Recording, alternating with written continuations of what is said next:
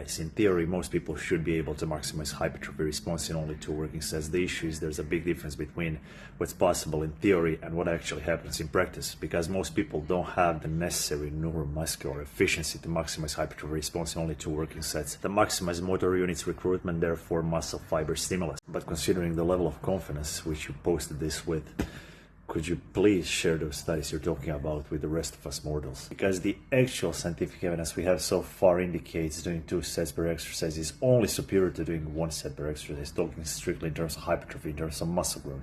But it's not necessarily superior than doing 3 to 6 sets per exercise, as long as intensity is the same. But if it takes statistically significant results into consideration, it would seem 3 to 6 sets actually led to slightly more growth than doing 2 sets per exercise. I'm fully aware low volume approach for muscle hypertrophy is all the hype on social media nowadays, but you guys are buying into notions which are basically pulled out of context. They often don't work as well in practice. Again, as I explained a bunch of times before, in theory you should be able to maximize growth response in only 2 working sets, but a lot of people simply won't be able to do it because they lack necessary neuromuscular efficiency and intensity. That by default means you might leave some potential gains on the table in the long run. Obviously, there are a bunch of other factors we have to consider.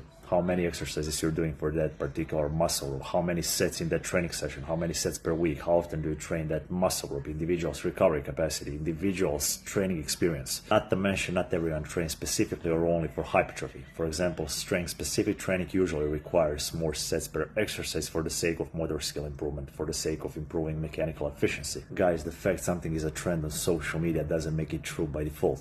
Do your research. Don't be afraid to experiment with certain training variables. Find what works for you. Capish?